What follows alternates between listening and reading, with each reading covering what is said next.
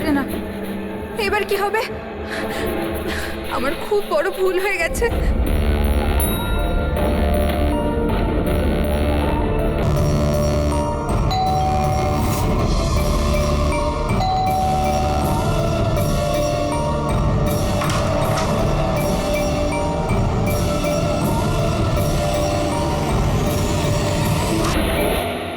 এদিকে এসো, এদিকে এসো।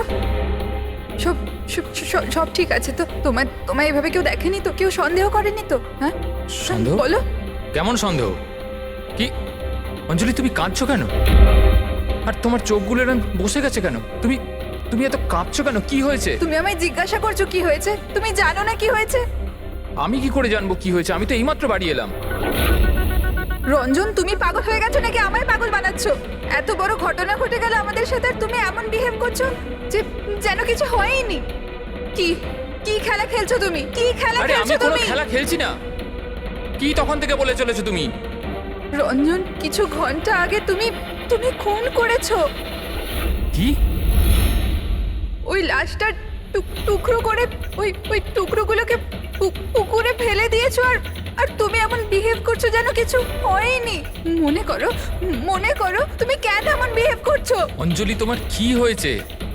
কিছু নেশা টেশা করেছো নাকি তুমি? হ্যাঁ, পাগলের মতো কথা বলছো। আরে কি খুন, কি মার্ডার, কি কি এক মিনিট, এসব? এক what minute. Is wrong with you? এক মিনিট, তোমার জামায় রক্ত, তোমার জামায় তো রক্ত, আর আর আর মাথায়, তোমার মাথায় তো চোট লেগেছিল। আর এইসব তুমি জামা কোথায় চেঞ্জ করলে? কোথায় গেল এই সব কিছু? কত রক্ত পাগল হয়ে লেগেছিল। গেছো তুমি? আজ সকালে এই জামাটা পরেই তো গিয়েছিলাম অফিসে। এখন টায়ার্ড হয়ে এত রাতে অফিস থেকে বাড়ি এসেছি, টেনশনে রয়েছে, তুমি উল্টোপাল্টা বলে যাচ্ছ, ইরিটেট করছো আমাকে। আর এইসব কি গল্প তৈরি করছো খুন টুনের? হ্যাঁ, রঞ্জন, রঞ্জন, ভালো করে মনে করো। হ্যাঁ, তুমি আমায় কল করেছিলে, আর তুমি খুব ঘাবড়েছিলে। রঞ্জন, তুমি তুমি তুমি কাঁদছো কেন? সব ঠিক আছে তো? তখনই তুমি নিচে আসতে বলে, আর সাথে টুল বক্স আর পরিষ্কার করার কাপড়ও নিয়ে যেতে বলেছিলে। অঞ্জলি। রঞ্জন, এটা কি করে হলো? এত রক্ত, এই চোট, আর তুমি এই সব জিনিস কেন আমাকে আনতে বললে? অফিস থেকে গাড়ি করে বাড়ি আসছিলাম, তো রাস্তায় একটা মেয়ে আমার থেকে লিফট চাইলো। আমি ওর সাহায্য করতে গেলাম, তো আমার ওপর হামলা করে দিল, আমার উপর। আর আর আমি নিজেকে বাঁচানোর জন্য আমি ওর খুন করে দিয়েছি। অঞ্জলি, আমাদের এই লাশটাকে কোথাও একটা লুকাতেই হবে। ওই লাশটা আমরা শহরের বাইরে একটা পুকুরের কাছে নিয়ে গেলাম।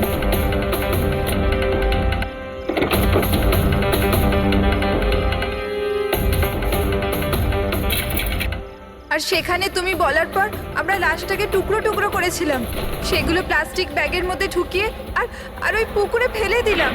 আর তারপরে তুমি আমায় বাড়িতে ড্রপ করে দিলে, আর তুমি বলেছিলে যে তুমি একটু পরেই বাড়ি চলে আসবে। তুমি আমায় এটা বলতে চাইছো যে যাকে আমি চিনতামই না আমি তার খুন করে দিয়েছি? হয় তুমি স্বপ্ন দেখছো, নয়তো তোমার মাথায় কিছু একটা চলছে, সেটা আমি জানি না। আর যদি তোমার কথা একটু সত্যতা থাকে, can you prove it? I will.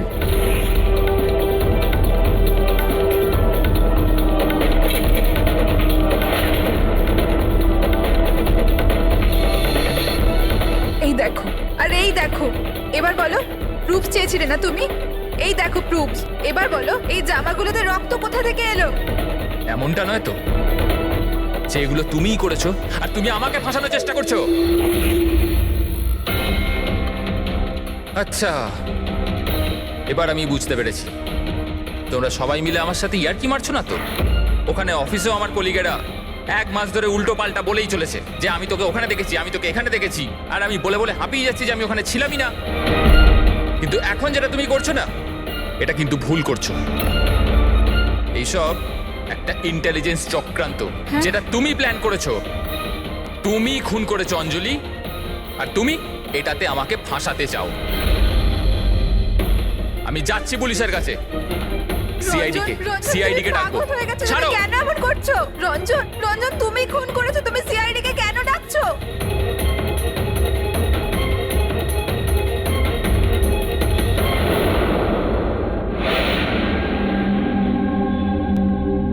তার মানে আপনি বলতে চাইছেন যে আপনি আপনার স্বামী, মানে এনার সাথে মিলে একটা মেয়ের লাশ এই শহরের বাইরে, মানে একটা লেকে ফেলেছেন?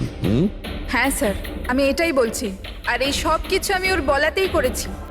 কিন্তু আপনার স্বামী তো বলছেন ইনি কিছু জানেনই না। ইনফ্যাক্ট উনি আমাদের এখানে ডেকেছেন। স্যার এই মহিলা সব উল্টোপাল্টা বলছে, আমাকে ফাঁসানোর চক্রান্ত হচ্ছে আর এও তাতে জড়িত। উল্টোপাল্টা আমি নয়, উল্টোপাল্টা এ বলছে। প্রথমে নিজের দোষ ঢাকার জন্য আমাকে দিয়ে এই সব কিছু করিয়েছে, আর এখন নিজেই না বলছে। স্যার আমি আপনাকে সত্যি কথা বলছি, আমি বলেছিলাম না যে আমার হ্যাঁ ওই একই রকম দেখতে লোকের কথা, যে আপনার বন্ধু অ্যালেক্সরা আপনার মতো দেখতে লোকের সঙ্গে দেখা করছে। কিন্তু এটা মনে হচ্ছে না যে আপনার এই গল্পটা সত্যি কম আর কাল্পনিক বেশি লাগছে। স্যার এই লোকটা আপনাদের মিথ্যে বলছে, আমি সত্যি বলছি। ইনফ্যাক্ট আপনারা তো জানেনও না যে কি হয়েছিল। এমন কি হয়েছিল? স্যার রঞ্জন আমাকে টুল বক্স আর একটা কাপড় নিয়ে নিচে পার্কিং এ ডেকেছিল, আর ওখানেও আমাকে বললো যে ও একটা মেয়েকে খুন করে ফেলেছে। সেখানে আমরা লাশের টুকরো করে জলে ফেলে দিয়েছিলাম। স্যার প্লিজ আমায় বিশ্বাস করুন স্যার, একই রকম দেখতে একটা লোক এরকম করছে, আর না হলে সবাই মিলে চক্রান্ত করছে যেটাতে আমাকে ফাঁসানো হচ্ছে। এক মিনিট, এক সময়ের জন্য চুপ থাকুন, আর আপনি আপনার গাড়ির চাবিটা দিন এক্ষুনি, এই মুহূর্তে। আর এখান থেকে লিখে যাব। একবার এই এভিডেন্সগুলো ফরেন্সিক ল্যাবে যাক, তাহলেই আমরা জেনে যাব যে আপনাদের দুজনের মধ্যে কে সত্যি বলছে আর কে মিথ্যে বলছে।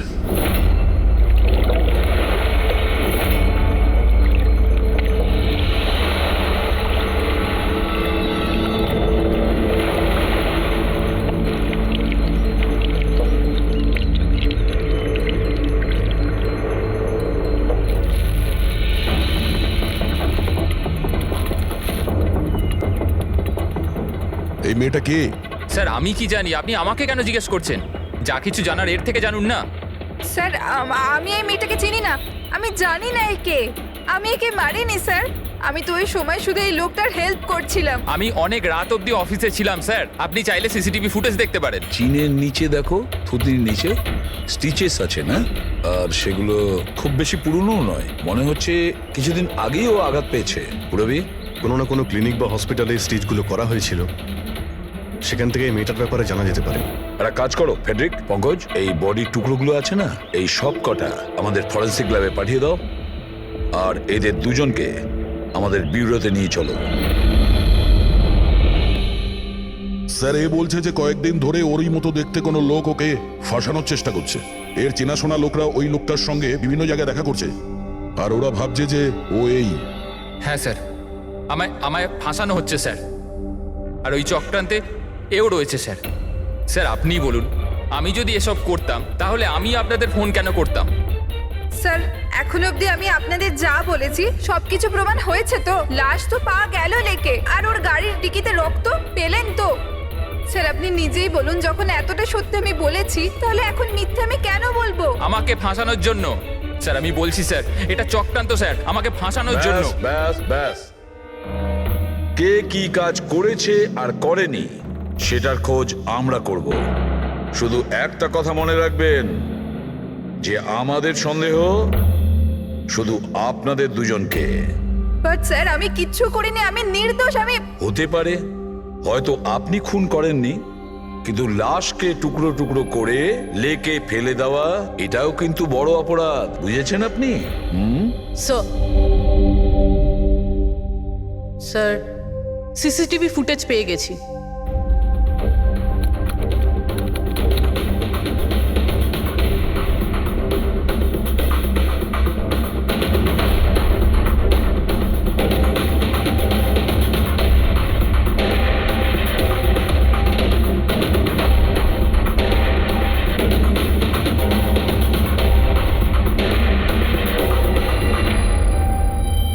এ তো খালি। কিন্তু স্যার আমি সত্যি কথা বলছি, আমায় বিশ্বাস করুন, আমি ছিলাম অফিসে।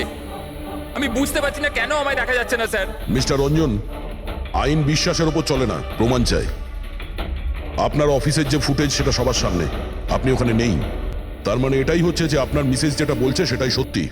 না না স্যার, আমি সত্যি কথা বলছি স্যার, আমি অফিসেই ছিলাম। আমি বুঝতে পারছি না যেটা কিভাবে হলো। হ্যাঁ, কিন্তু আপনার অফিস ফাঁকা দেখাচ্ছে কেন? স্যার রঞ্জন এই কোম্পানির সিইও, এই ফ্লোরে শুধু ওই থাকে, ও ছাড়া একজন পিয়নও আছে, সে সেদিনকে ছুটিতে ছিল। আচ্ছা, রঞ্জন বাবু ঠিক ওই দিনেই আপনার পিয়ন অ্যাবসেন্ট কেন? স্যার আমি সত্যি বলছি স্যার, আমি অফিসে ছিলাম। মিস্টার রঞ্জন, নিজেকে নিরপরাধী প্রমাণ করবার জন্য কোনো রকম প্রমাণ আপনার কাছে নেই, বুঝেছেন? আরে কুন্দন, ভালো হয়েছে তুই এসে গেছিস ভাই। এরা বলছে যে আমি কারো খুন করেছি। আরে আমি কাউকে কিভাবে মারতে পারি বল না, বোঝা না ভাই। এ করতে পারে না স্যার। স্যার এর জীবনে একটা মাছি পর্যন্ত মারেনি। হ্যাঁ এটা ঠিক যে ও মাঝে মাঝে খুব রেগে যায়, রাগকে কন্ট্রোল করতে পারে না। হ্যাঁ স্যার, অনেক দিন ধরে চিকিৎসা চলছে ওর, ওষুধপত্রও খান রঞ্জন দাদা, কিন্তু কখনো কখনো যদি ওষুধ খেতে ভুলে যায় তাহলে নিজেকে সামলাতে পারেন না। এই কথাটা তুমি আমাদের কেন বলনি? স্যার আমি ওই শুধু আপনাকে নয়, কাউকেই হয়তো বলেনি কথা। আমার ক্ষমতা চলতো তো তার এই বিয়েটা হতেই দিতাম না। আমি তো আমার মেয়ের কাছে হেরে বসে আছি। এই লোকটা তো একটা সাইকো সাইকো। এই রঞ্জন একজন মানসিক রোগী। এর পার্সোনালিটি ডিসঅর্ডার আছে। এর মাথা তো সেটাই মনে রাখে যেটা ও মনে রাখতে চায়, বাকি সমস্ত কথা তো এ ভুলে যায়। হতেই পারে স্যার যে খুনটা এই করেছে আর ভুলে গেছে। ব্যাপারটা হচ্ছে যে আমি আগে অসুস্থ ছিলাম, কিন্তু তারপর আমি ঠিক হয়ে গেছিলাম। আপনি এরম কেন বলছেন? কুন্দন কুন্দন তুই বল, আমি সত্যি বলছি কিনা। বৌদি আপনি বলুন না। আরে তুমিই বলো না। আপনারা আমায় এভাবে কেন দেখছেন? আরে আমি সাইকো নই, আমি অসুস্থ নই, কোনো মানসিক রোগ নেই আমার, একদম ঠিক আছি আমি। আরে বলো না বলো না। বাস, অনেক হয়েছে। এটা তোমার বাড়ি নয়, ব্যুরো। এই নাটক এখানে চলবে না। একটা কাজ করো, পাশের ঘরে গিয়ে এনাদের বসাও। যান। ওই দিকটা যান যান। সমস্ত প্রমাণ ওই রঞ্জনের বিরুদ্ধে, আর তাছাড়াও ওর আচরণটা ঠিক নেই। কিন্তু বুঝে উঠতে পারছি না, জানি না কেন আবার এই ব্যাপারটা এড়িয়েও যেতে পারছি না। ও বারবার আমাদেরকে বলছে যে অফিসের সিসিটিভি ফুটেজটা চেক করুন। আমি অফিসে ছিলাম। এতটা জোর দিয়ে কেউ বলতে পারে না। আরও একটা ব্যাপার স্যার, ফোন ওই করেছিল। কোনো খুনি এরকম কেন করবে?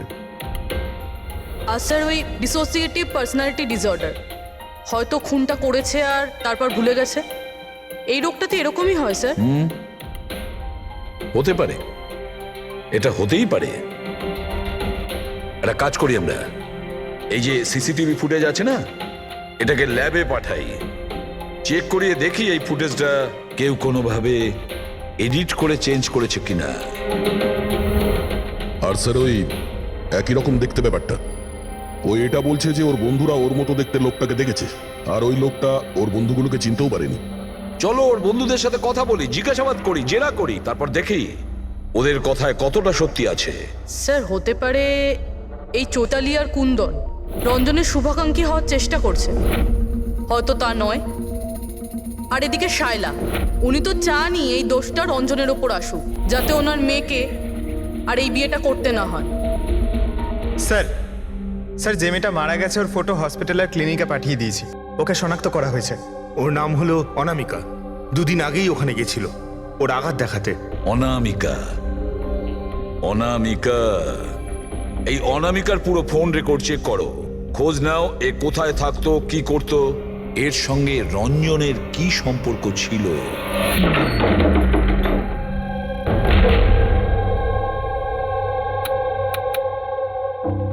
স্যার অনামিকা হসপিটালে এই অ্যাড্রেসটাই দিয়েছিল। এবার কি করি? দেখা যাক, কোনো প্রমাণ নিশ্চয়ই পাবো। একটু আশেপাশে দেখো কোনো প্রতিবেশী আছে কিনা।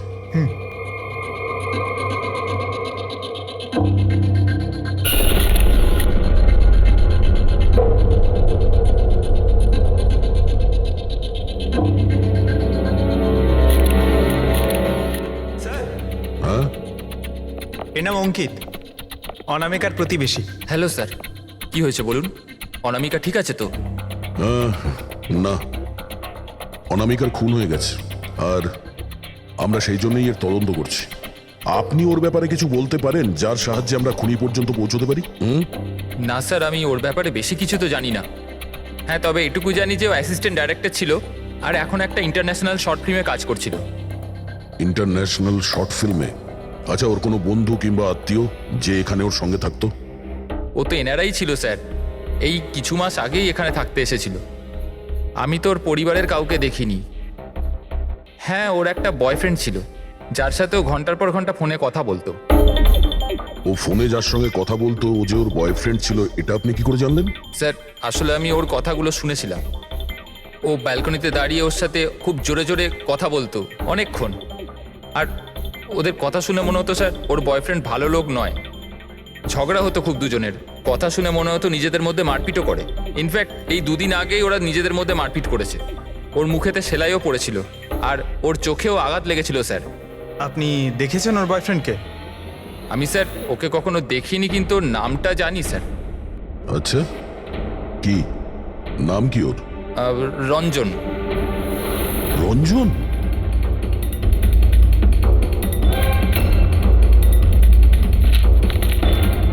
স্যার, এই দেখুন, এই অনামিকার পাসপোর্টে এই বার্সেলোনার ভিসা লাগানো রয়েছে।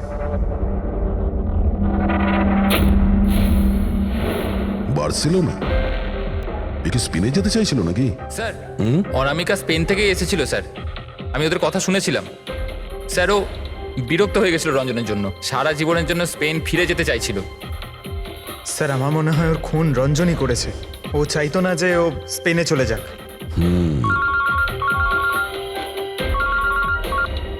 হ্যালো, স্যার অনামিকার ফোন রেকর্ডস পাওয়া গেছে। একটা নাম্বারে যেটাতে ও সবচেয়ে বেশি কথা বলতো সেটা রঞ্জনের কোম্পানির নামে রেজিস্টার্ড আছে। ও রঞ্জন, একটা কাজ করো, অনামিকার ফোনের শেষ লোকেশনটা কোথায় ছিল সেটা বার করো। অনামিকা কাল রাত্রেই আপনার হোটেলে ছিল? I am not sure sir. ছিল না? আমার তো মনে হয় না। ঠিক আছে, আমাদের আপনার হোটেলের সিসিটিভি ফুটেজটা চেক করতে হবে। Sure sir.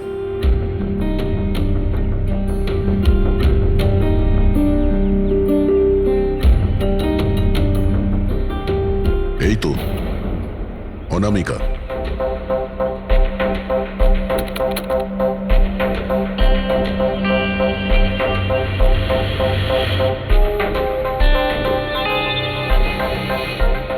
এটা কি ব্যাপার? ও ভেতরে গেল একটা হ্যান্ডব্যাগ নিয়ে আর বাইরে এলো একটা লাগেজ নিয়ে। আর সঙ্গে এই ছেলেটা কি? স্যার ও তো আমাদের বেল বয়। ওয়েল বয় কোথায় আছে এখন? কাল রাত্রে তুমি যখন ওই মেয়েটার লাগেজ নিয়ে বাইরে যাচ্ছিলে তখন ওর জন্য কেউ অপেক্ষা করছিল বাইরে? হ্যাঁ স্যার, একজন লোক তো ছিল, ওর জন্য ওয়েট করছিল। কে ছিল? লম্বা রোগা করে একজন ছিল। লম্বা রোগা করে? এ ছিল ওই লোকটা? স্যার মনে হচ্ছে তো এরকমই ছিল।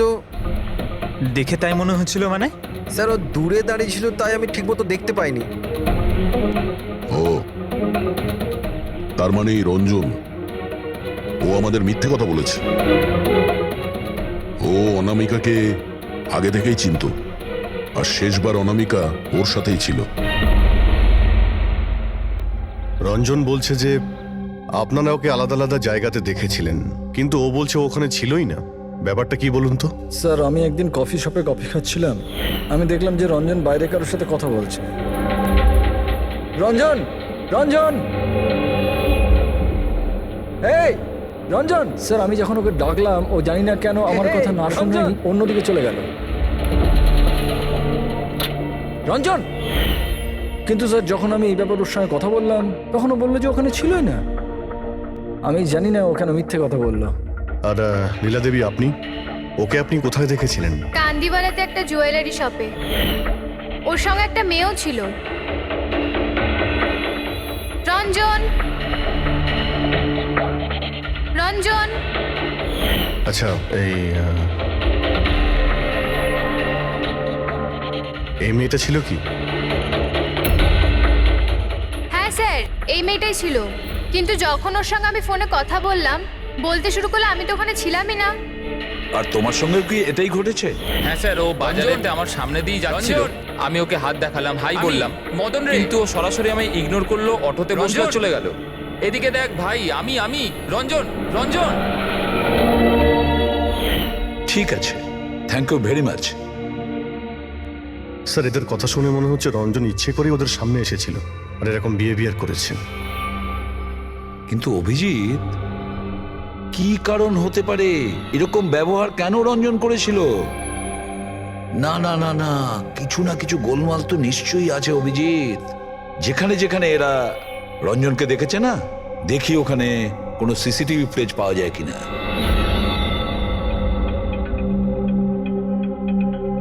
স্যার এখানে দেখুন। হ্যাঁ সালুকে, বস, কি পেলে? এই অস্ত্রের ওপর আর কাপড়ে যে রক্ত পাওয়া গেছে সেটা অনামিকারই। মনে হচ্ছে অঞ্জলি সত্যি বলেছে।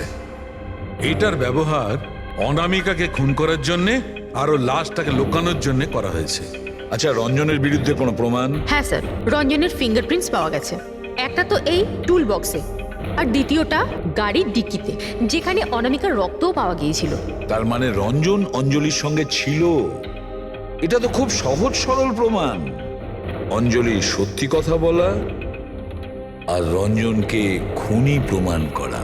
কিন্তু বস, আরো অনেক কিছু পাওয়া গেছে। কি? স্যার, আমরা একটা বিশেষ ধরনের পলিমার আর সিলিকনের ট্রেসেসও পেয়েছি, যেটা সাধারণত অদ্ভুত ব্যাপার। সিলিকন আর পলিমার, এটা তো সত্যিই অদ্ভুত ব্যাপার।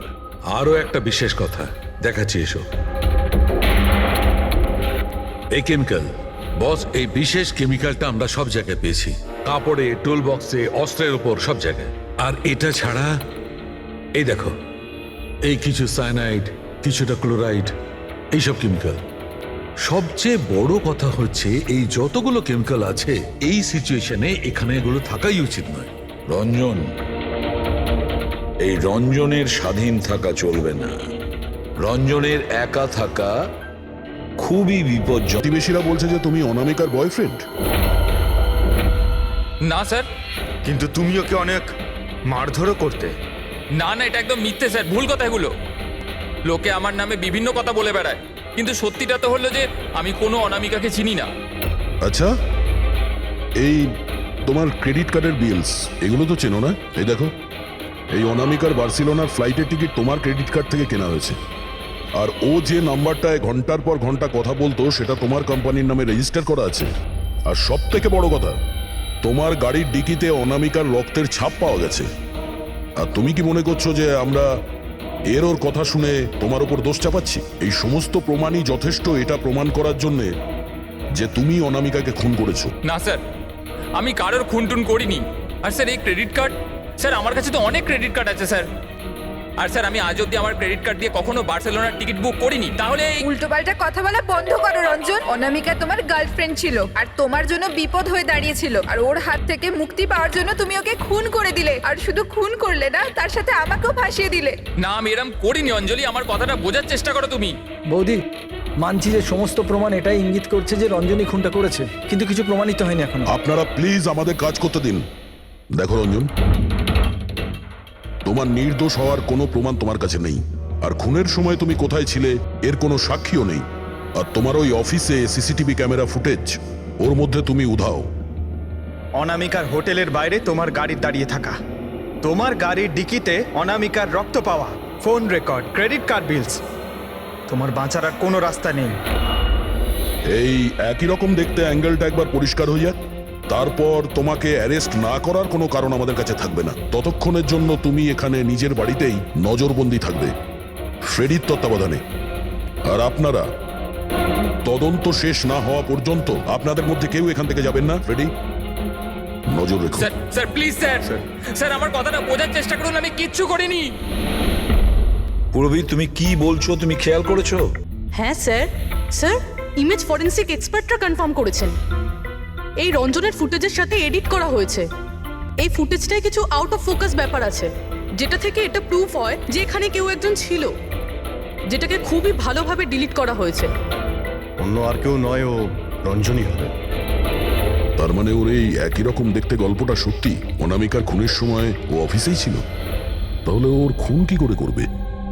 একটাই লোক একই সময়ে দু জায়গায় কি করে হতে পারে? স্যার, সেই সব সিসিটিভি ফুটেজ পেয়ে গেছি যেখানে রঞ্জনের বন্ধুরা রঞ্জনকে দেখেছিল। কফি শপ, জুয়েলারি শপ আর মার্কেটে। দরজা খোলো, বাইরে বেরোতে দাও। আরে কেন আমাকে আটকে রেখেছো? খোলো, আমি বলছি খুলে দাও। এটা কি হচ্ছে? ওর আবার আগের মতো অবস্থায় নেই তো? খোলো। সে কি? তাহলে তো ওনাকে কাবুতে আনার নিশ্চয়ই কোনো উপায় থাকবে। শুধু একটাই ওষুধ আছে, ঘুমের ইনজেকশন। খোলো, আমি বলছি দরজাটা খোলো। আরে এইভাবে কেউ কাউকে আমার তো খুব ভয় লাগছে। মাথা খারাপ হয়ে গেলে আবার কিছু করে নেবে না তো? সব এক একটা রত্ন এখানে, আমি দেখছি। আরে কেন আটকে রেখেছো আমায়?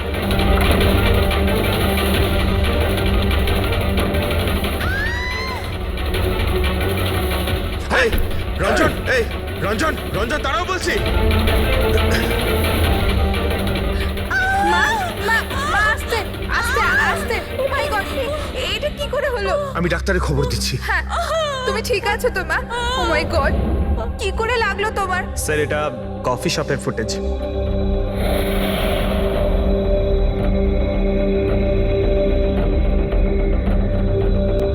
স্যার এবার জুয়েলারি শপ।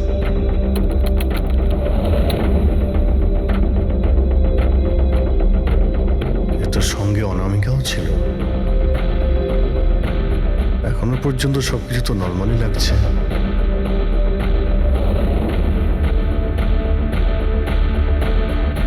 স্যার এবার মার্কেট প্লেস।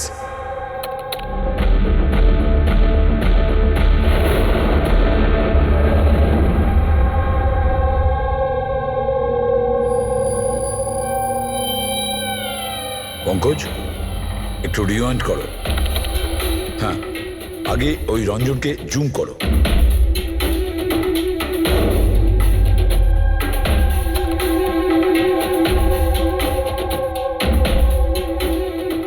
এই দেখো, এর হাঁটা চলা একটু আলাদা।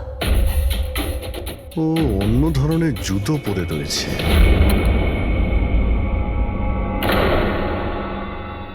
কিন্তু এটা কি? দয়া ওয়াকিং বুট পরেছে, ওয়াকিং বুট। যার পায়ের হাড়ে কোনো প্রবলেম থাকে না, সে ওই ওয়াকিং বুট পরে। কিন্তু রঞ্জনের পা তো একদমই ঠিকঠাক আছে। সেটাই তো, এটা তো হতেই পারে না। তাহলে ও কি? হ্যাঁ সালুকে বলো, কি এখনই? আচ্ছা ঠিক আছে, আমি আসছি। সালুকে ফরেন্সিক ল্যাবে ডেকেছে, এখনই যেতে হবে। চলো। হ্যাঁ ফেডরিক বলো, কি বললে তুমি? ঠিক আছে, হ্যাঁ ওখানেই থেকেও। ফ্রেডরিক বলছিল রঞ্জন পালিয়ে গেছে শায়লার উপর আঘাত করে। কিন্তু ফ্রেডি তো ছিল ওখানে। সেটাই তো। একটা কাজ করো দা, তুমি আর পঙ্কজ ওখানে চলে যাও, আমরা ফরেন্সিক ল্যাবে যাচ্ছি। আচ্ছা সালুকে, তুমি রঞ্জনকে গ্রেফতার করতে বারণ করেছিলে, ব্যাস ও তো ওদেরকে আঘাত করে পালিয়ে গেছে। আর তুমি এখানে এসব কি করছো? এখানে এখানে এরকম মিউজিয়াম সাজিয়েছো কেন? মিউজিয়াম নয় বস, তাহলে? এটা হচ্ছে সেই ধাঁধাটার জবাব যেটা আমরা সলভ করতে পারিনি। হ্যাঁ, রঞ্জন পালিয়ে যাওয়াতে আমার খুব আফসোস হয়েছে, কিন্তু আই এম শিওর তোমরা ওকে ঠিক ধরে ফেলবে। তোমাদের মনে আছে ওই যে কেমিক্যালটা আমরা ক্রাইম স্পটে পেয়েছিলাম? তো তার সঙ্গে ওর কি সম্পর্ক? সেটা আমি আপনাদেরকে বলছি। আপনি কে? এ হচ্ছে জগৎ। এক মিনিট, সবকিছু বুঝতে পারবে বস। বেহুল, হাই স্যার। এবার এর সঙ্গে আবার এই কেসের কি সম্পর্ক? আপনারা ওর সাথে একটু মন দিয়ে কথা বলুন, দেখুন সবকিছু জানতে পারবেন। এটা বলুন তো যে আপনি কে, আর এই কেসের সঙ্গে আপনার কি সম্পর্ক? এক মিনিট। এনার চোখগুলো দেখে তো কেমন যেন একটা মনে হচ্ছে। শুধু চোখই নয়, এনার তো পুরো মুখের মধ্যেই কিছু গোলমাল আছে অভিজিৎ, ফেসের ওপরে গোলমাল আছে।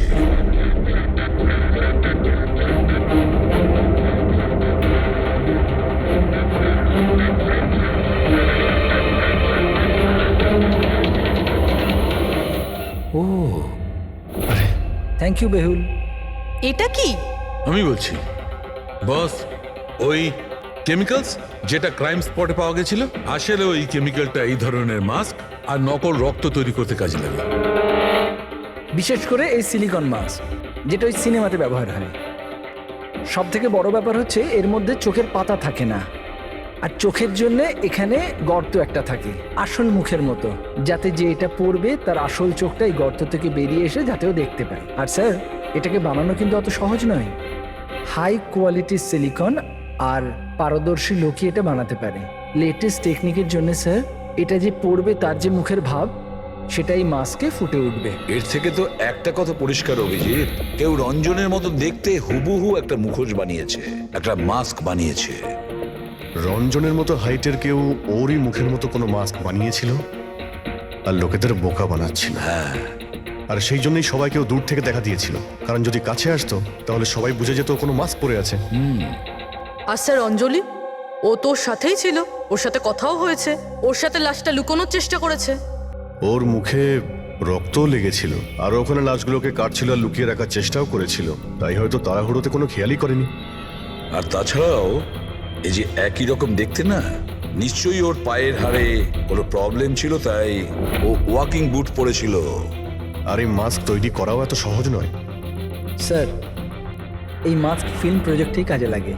ও হ্যাঁ, তবে এটুকু জানি যে ও অ্যাসিস্ট্যান্ট ডাইরেক্টর ছিল আর এখন একটা ইন্টারন্যাশনাল শর্ট ফিল্মে কাজ করছিল। স্যার দয়া বলছিল যে অনামিকা ও নাকি কোনো ইন্টারন্যাশনাল শর্ট ফিল্মে কাজ করছিল। ওর পক্ষে এগুলো করা তো খুবই সহজ।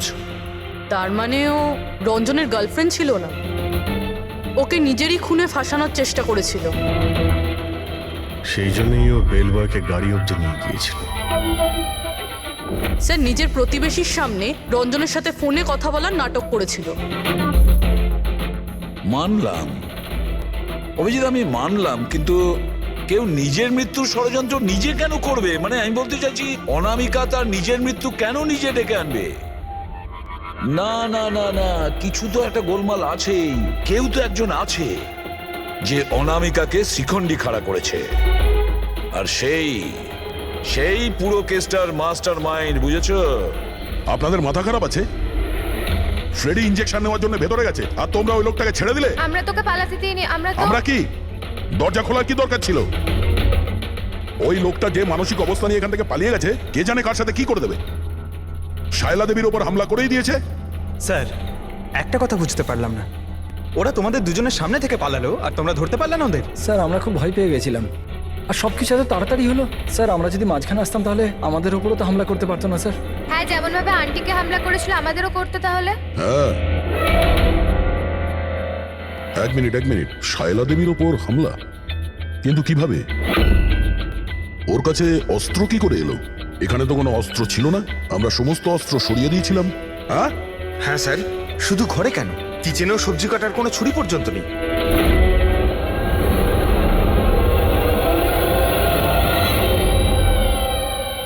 স্যার এ হলো আমাদের প্রোডাকশন হাউসের মেকআপ আর্টিস্ট, আর স্যার এ মাস্ক বানাতেও এক্সপার্ট। তুমি অনামিকার জন্য মাস্ক বানিয়েছিলে, তাই না? বানিয়েছিলে কি না? হ্যাঁ স্যার, উনি আমাকে টাকা দিয়েছিলেন, আর এটা তো আমার কাজই স্যার। তাহলে এটাও বলে ফেলো যে কাজটা কার জন্য করেছিল, এই মাস্কটা কার পরার কথা ছিল। বলো বলো, তাড়াতাড়ি বলো, সময় নেই আমাদের। আর হ্যাঁ, যার মুখের তুমি মাস্ক বানাও তার মাপ নেওয়ার দরকার আছে, ম্যাপিং করার দরকার আছে। হ্যাঁ স্যার। কার জন্য বানিয়েছিল ওই মাস্ক?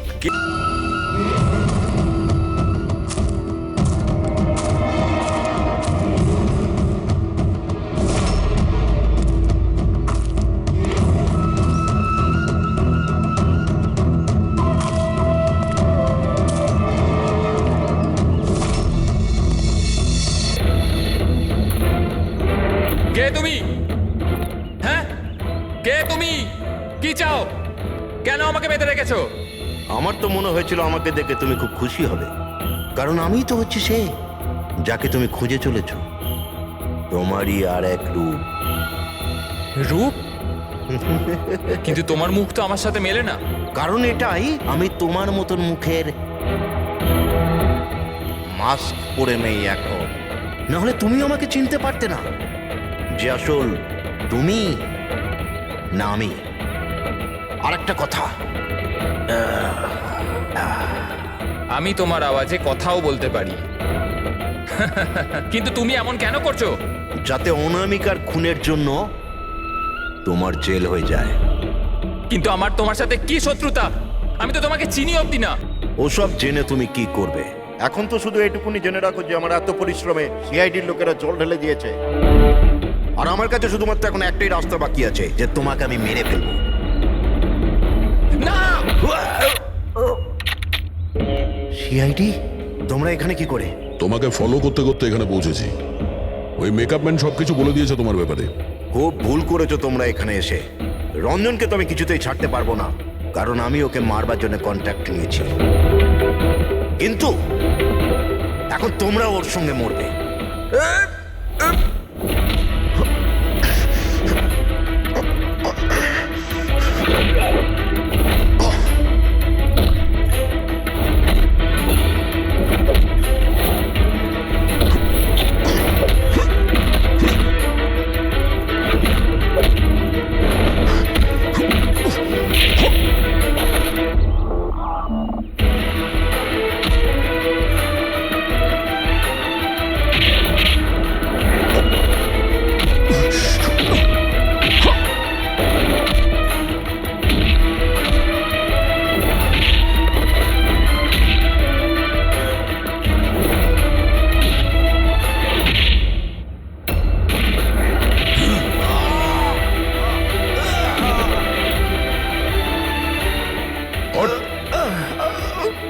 তোকে মারার কন্ট্রাক্ট দিয়েছিল? হ্যাঁ, কে দিয়েছিল? অনামিকা মারা যাওয়ার পরেও তোমাদের প্ল্যান চালু আছে। কে মাস্টার মাইন্ড? আমায় ক্ষমা করে দাও মা। তোমার মতের বিরুদ্ধে গিয়ে বিয়ে করে আমি অনেক বড় ভুল করে ফেলেছি। কখনো ভাবতেও পারেনি যে ও এসব করতে পারে। রঞ্জন কোথায়? ওকে পেলেন না আপনারা? পাওয়া গেছে রঞ্জনকে। আপনারা সবাই এটা জেনে হয়তো অবাক হবেন যে রঞ্জন নির্দোষ। এটা আপনারা কি বলছেন? খুন রঞ্জনই করেছে? একদম না, রঞ্জন খুন করেনি। খুন করেছে আপনাদের মধ্যেই কেউ একজন। আমরা? কিন্তু আপনি তো জানেন যে এদের সবার উপস্থিতিতেই রঞ্জন আমাকে আঘাত করেছে। কি করে করলো? মানে কোন জিনিস দিয়ে আপনার উপর আক্রমণ করেছিল? আমি বলেছিলাম না যে ও ছুরি দিয়ে আমাকে আঘাত করেছিল। কিন্তু ছুরি তো ছিল না ঘরে, আমরা সমস্ত অস্ত্র সরিয়ে দিয়েছিলাম আগে থেকে। আপনার এই আঘাত ছুরি দিয়ে নয়, বরং নেইল ফাইল, নখ কাটার জন্য যেটা ব্যবহার করা হয়, আপনার এই আঘাত সেটা থেকে লেগেছে। মনে হচ্ছে উনি এখনো কনফিউজড। কোনো ব্যাপার নয়, ওনাকে আমরা সাহায্য করছি। ফ্রেডি,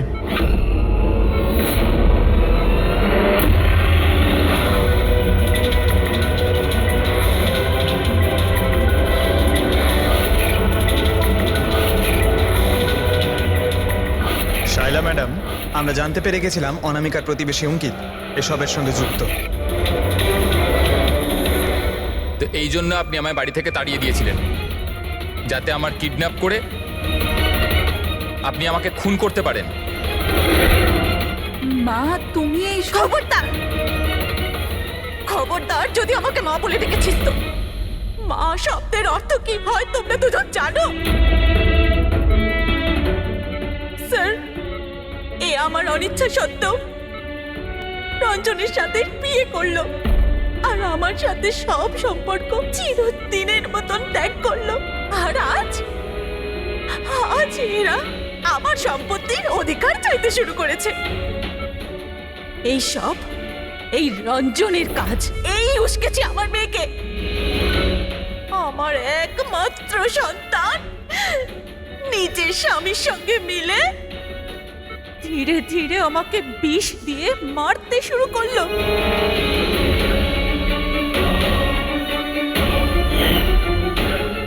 দুভোটা তাড়াতাড়ি করো অঞ্জলি, এটা নিয়ে গিয়ে মায়ের ঘরে রেখে দাও, যাও।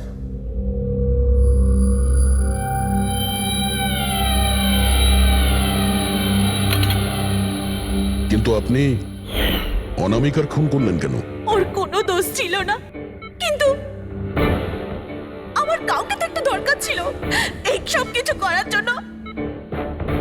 কিন্তু আমি এদের দুজনকে শাস্তি দিতে চেয়েছিলাম যে রঞ্জনের ফাঁসি হয়ে যাক আর অঞ্জলির সারা জীবনের মতো জেল।